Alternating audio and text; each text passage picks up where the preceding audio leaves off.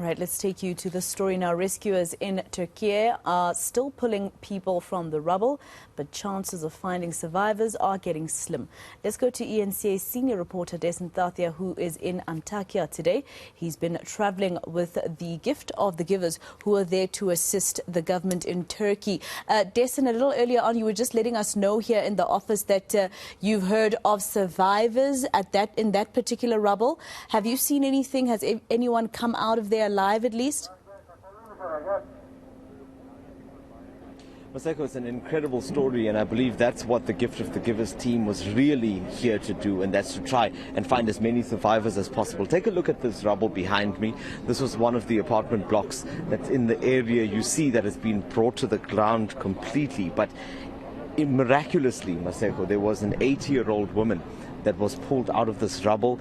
It was a team from South Africa as well as other search and rescue teams that had been working on the site. They had initially used heavy machinery, but ultimately it was some of the SAPS canines that had been brought in from South Africa that had assisted with indicating exactly where they needed to go. Now there's a possibility that there could be other people that are pulled out of this rubble. What makes this incredible, Maseko, is that if you count, this is day 8 since those earthquakes struck. And just look at the sheer destruction that you are seeing around you. What you're seeing now was once, 8 and 9-story buildings that were here with families, with others that had been living in this area. Now it's completely brought to the ground. Where we are now, some of the rescuers are saying to me that they had found bodies previously, but for them this is a mess because now they have the opportunity to bring out a survivor. Let me just bring in Ahmed Bam from the Gift of the Givers. Ahmed, sorry to disturb you. A massive success for the team today. Talk to me about the discovery that was made here.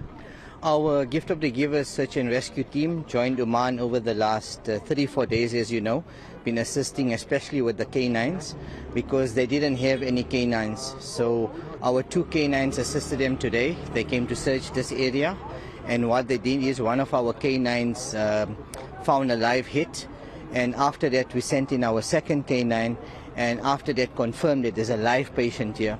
After 2 hours of digging, the Omani and Gift of the Givers team then managed to take out an 80-year-old lady who was rescued after 8 days. What they're suspecting now as well is that there's 2 more live patients which our canines have detected. So our teams now together with the Omani teams are going to assist in terms of shoring and trying to locate these 2 other live victims and pull them out.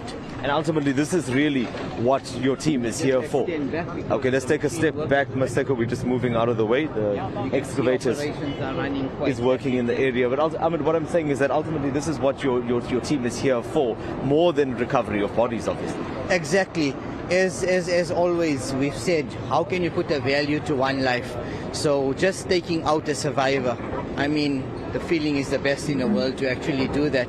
But also with all of that, we have been doing body recoveries to bring closure as well through to the other family members. But finding a live patient, that's what we ultimately here for with our USA teams. And at 80 years old, what condition did she come out in? I can only imagine with the cold and the other, and look at all of this rubble here.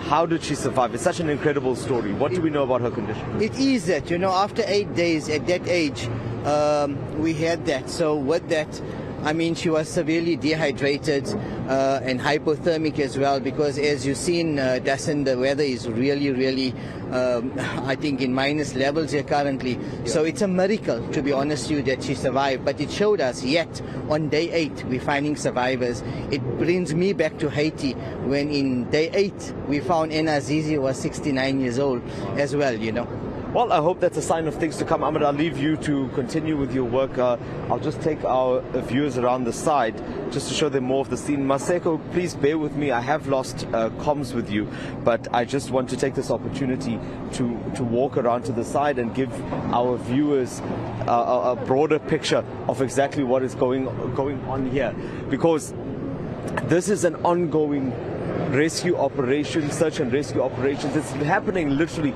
on almost every street corner that we find here. Teams from across the world, and it comes down to this. It comes down to what happened today. It has inspired some of the crews to say that there is still a possibility, although slim, of finding survivors. And you have now this 80-year-old patient that's been taken out. I hope that I can bring you more good news later when we hear more about those two other possible survivors. Maseko, I'll leave it there until we re-establish our connection.